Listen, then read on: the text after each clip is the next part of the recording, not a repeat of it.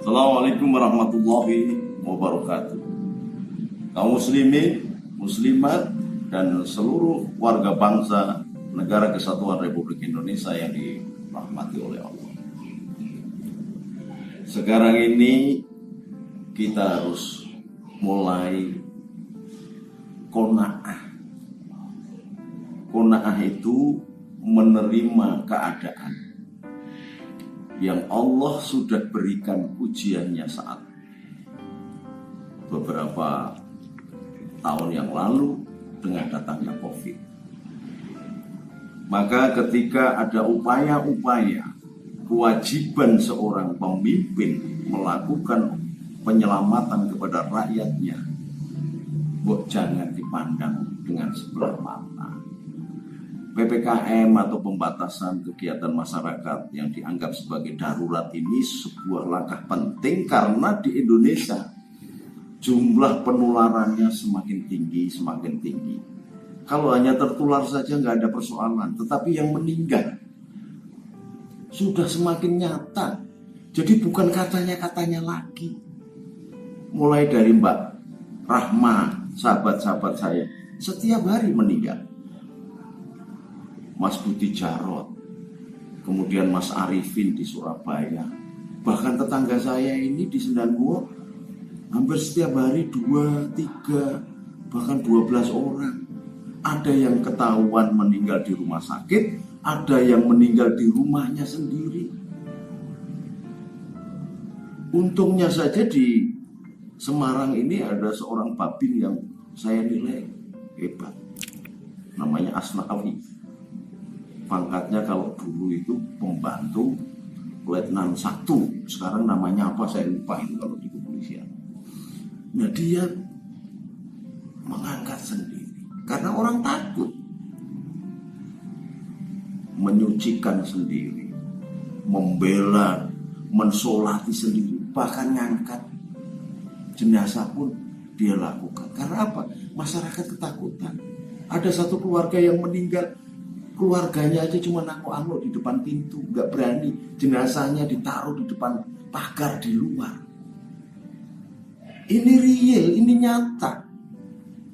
Maka tidak ada seorang pemimpin kemudian merugikan rakyatnya, nggak ada. Bahwa belum berhasil, iya. Pemerintah belum berhasil menangani COVID. Bahkan sekarang penularannya semakin tinggi. Itu iya, harus diakui. Tetapi apa kita harus diam saja? Maka harus ada ikhtiar, ada upaya-upaya yang masih terkoordinir, terorganisasi dengan rapi. Orang sudah berteriak, kekurangan gas, kekurangan oksigen, kekurangan ini. Rumah sakit sudah penuh.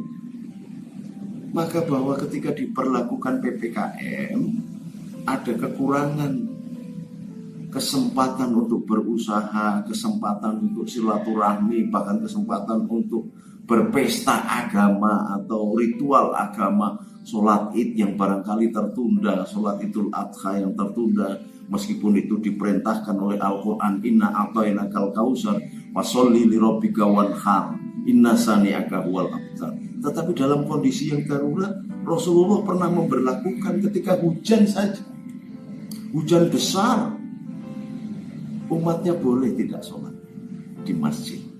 Karena sesungguhnya bait Allah itu di sini. Qalbun salim ini baitullah. Hati ini baitullah, rumah Allah yang sesungguhnya.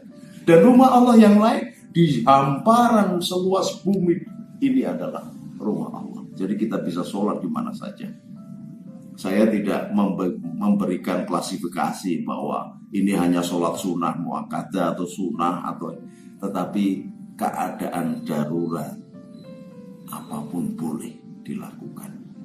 La yukallifullah nafsan illa wus'aha. Allah tidak akan memberatkan umatnya untuk melakukan peribadatan. Jadi tolong ikuti PPKM untuk sementara dan jangan memotong korban dikumpul di masjid karena nanti akan tersentralisir kumpulan orang. Jangan hanya 1-2 kilo daging sapi, Anda tertular oleh COVID dan biayanya jauh lebih besar. Aman. Dan korban ini kan sudah berjalan tahunan. Jadi kita tahu siapa yang berhak mendapatkannya. Oke? Jadi tolong bantu pemerintah, bantu Pak Polisi, bantu teman-teman kesehatan. Jangan merasa menukarkan keimananmu dan akidahmu dengan COVID. Jangan. Karena apa? Meskipun Anda mengatakan di dalam sholat, inna sholati wa nusuki wa mahyaya wa mamati lillahi rabbil alamin, tetapi kalau Anda berjalan di depan rel kereta, ada kereta datang dan Anda beranggapan bahwa mati hidup saya karena Allah, kalau belum wayai mati ya mati, ditabrak kereta pasti mati. Sama dengan COVID ini. Kalau Anda sembrono, pasti akan jadi korban. Jangan sia-siakan itu. Dan jangan ikuti ustaz-ustaz, kiai-kiai atau yang bahkan gak pernah ngaji kemudian ngomong seolah-olah lebih agamis. Mereka ini ustaz politik, ustaz yang karena syahwatnya terhadap kekuasaan saja, sehingga mengeliminir bahkan menyebarkan hoax yang membuat pemerintah ini jelek di mata rakyat.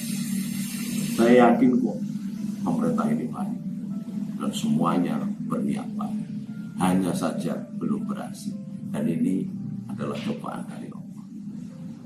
Maka ya ayyuhalladzina amanu sabiru wassabiru warabitu wattaqullaha la'allakum tuflihun. Kalau ingin mendapatkan kemenangan, maka bersabarlah dan berjalan dengan di jalan kesabaran itu, maka Allah akan memenangkan kita, memenangkan raga kita, memenangkan roh kita, memenangkan agama kita, dan memenangkan bangsa dan negara kesatuan Republik Indonesia yang berdasarkan Pancasila dan Undang-Undang Dasar 45. Untuk sementara tinggallah di rumah, jaga kesehatan, karena kalian Bapak Ibu masih dibutuhkan anak-anak, Bapak Ibu masih dibutuhkan oleh bangsa dan negara ini. Selamat berjuang, merdeka. Assalamualaikum warahmatullahi wabarakatuh.